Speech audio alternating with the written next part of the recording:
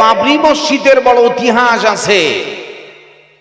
বাবরি মসজিদ মুসলমানদের হাত থেকে কেড়ে নিল ঠিক, মুর্শিদাবাদের মাটিতে নকল একটা বাবরি মসজিদ, ওটা কিন্তু সেই বাবরি নয়।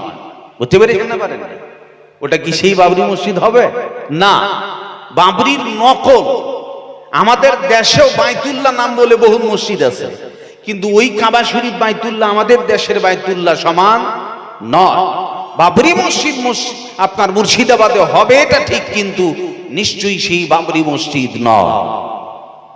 এরপরও জনগণ বরকত নিতে নিতে বাড়ি থেকে ইট মাথায় করে নিয়ে আসছে।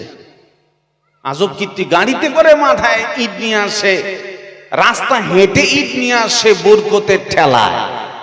জীবনে মসজিদ চেনে না, ওই ইট দিয়ে নাকি ও জান্নাত যাবে। এখন যা পরিস্থিতি দেখা যাচ্ছে, টাকা রাখবে কোথায় তার তো জায়গা মনে হয় না, খালি বরকতের হুড়াহুড়ি দেখেন। কিন্তু একটা হাদিস আপনাদেরকে আমি বলে রাখি, যদি আপনি পৃথিবীর বুকে ওই আপনার টিপু সুলতানের মসজিদ বলেন, আর দিল্লির জামে মসজিদ বলেন, আর নকল বাবরি বলেন, আমাদের দেশে সলমান খান সবাই চেনে, চেনে না? চেনে না?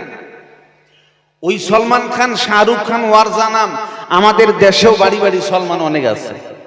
ওই সলমান এই সলমান কিন্তু সমান নয়, তার একটা প্রভাব আছে, তার দাম আছে, জেনে রাখবেন ভালো করে। আপনি যদি আপনার বাড়ির সামনে মসজিদে একটা ইট দিলে যা নেকি পাবেন, নিশ্চয়ই বাবরি মসজিদে এর থেকে বেশি নেকি পাবেন না। মাসলাগুলো জেনে রাখবেন।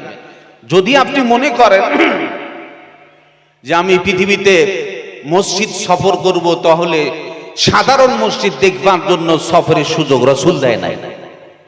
আপনি যদি মনে করেন যে আমি দিল্লি মসজিদ, জামে মসজিদ দেখতে যাব, তা জায়েজ নাই।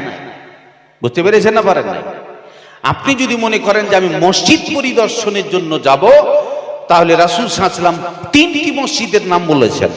টাকা থাকলে মসজিদ দেখার উদ্দেশ্য হলে তিনটি মসজিদে যাও, বাইতুল মাকদিস এবং মসজিদে নববী, পৃথিবীর শ্রেষ্ঠ মসজিদ মক্কা নগরীতে, তার নাম কাবা শরীফ। টাকা থাকলে যদি সফরেরই উদ্দেশ্য হয়, এই মসজিদ দেখতে যাও, সমস্যা নাই। এখন আপনি খালি ওই ইট মাথায় করে নিয়ে গিয়ে জান্নাতে যাবার ঠেলায় ঠেলায় যদি দৌড় মেরে বাবরি মসজিদে ঢিবি লাগান, আর আপনার বাড়ির সামনের মসজিদে 500 টাকা চাইয়ে পাওয়া যায় না, এটা কিন্তু জবাব দিতে হবে।